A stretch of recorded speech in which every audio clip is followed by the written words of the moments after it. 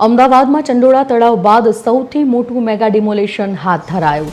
શહેરના પૂર્વ વિસ્તારમાં આવેલા ઈસનપુર તળાવમાં કરાઈ રહ્યું છે ડિમોલેશન, જેમાં ઈસનપુર તળાવમાં છેલ્લા અનેક વર્ષોથી દબાણો કરવામાં આવ્યા હતા। ચંડોળા તળાવની જેમ જ ઈસનપુર તળાવમાં 1000થી વધારે લોકો રહે છે। તમામ દબાણોને દૂર કરવા માટેની કાર્યવાહી આજે 24 નવેમ્બરના રોજ સવારમાં શરૂ કરવામાં આવી છે। ત્યારે રાજ્ય સરકાર અને મ્યુનિસિપલ કોર્પોરેશનના તળાવોનું ડેવલપમેન્ટ કરી રહ્યા છે, ત્યારે શહેરમાં આવેલા તળાવો પરના દબાણો દૂર કરવાની શરૂઆત થઈ ગઈ છે। અમદાવાદ મ્યુનિસિપલ કોર્પોરેશન ફરી એકવાર શહેરમાં મેગા ડિમોલેશન કર્યું છે। ચંડોળા તળાવમાં મેગા ડિમોલેશન બાદ ઈસનપુર તળાવમાં થયેલા ગેરકાયદેસર દબાણોને દૂર કરવાની કાર્યવાહી વહેલી સવારથી શરૂ થઈ। ઈસનપુર તળાવમાં છેલ્લા 40 વર્ષથી વધુ સમયથી તળાવની આસપાસની જગ્યામાં દબાણો દૂર કરવાની કાર્યવાહી કરવામાં આવી રહી છે। ઉલ્લેખનીય છે કે 20 જેસીબી, હિટાચી મશીન અને શ્રમિકોની મદદથી દબાણો દૂર કરાઈ રહ્યા છે। અમદાવાદ શહેર પોલીસનો ચુસ્ત બંદોબસ્ત ગોઠવવામાં આવ્યો છે।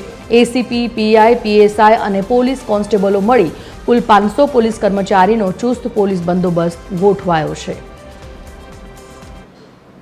અમદાવાદના ચંડોળા તળાવની આસપાસના ગેરકાયદેસર બાંધકામ તોડ્યા બાદ અમદાવાદ મ્યુનિસિપલ કોર્પોરેશન દ્વારા ઈસનપુર તળાવની આસપાસના ગેરકાયદેસર બાંધકામો તોડવામાં આવી રહ્યા છે।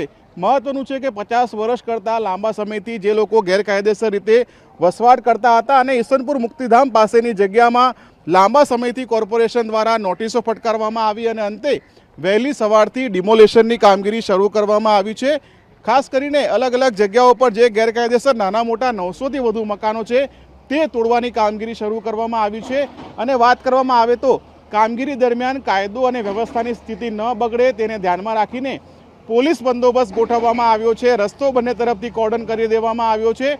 ઈસનપુર તળાવની આસપાસમાં લાંબા સમયથી લોકો ગેરકાયદેસર રીતે વસવાટ કરતા હતા અને કોર્પોરેશને ડિમોલેશનની કામગીરી શરૂ કરતા અનેક લોકો જે હજુ પણ રહેતા હતા તેમણે પોતાનો સામાન ખસેડીને અહીંયા બહાર રોડ ઉપર મૂકી દીધો છે અને કોર્પોરેશન અવારનવાર આ લોકોને કહેતું હતું કે આ વિસ્તાર ખાલી કરો કારણ કે આ કોર્પોરેશનનો પ્લોટ છે, પરંતુ છતાં પણ અંતે કોર્પોરેશને ડિમોલેશનની કામગીરી શરૂ કરી ત્યારે લોકો સામાન લઈને દોડતા નજરે પડ્યા હતા। કેમેરા પર્સન તુષાર પરમાર સાથે ભાવેશ રાજપૂત, TV13 અમદાવાદ।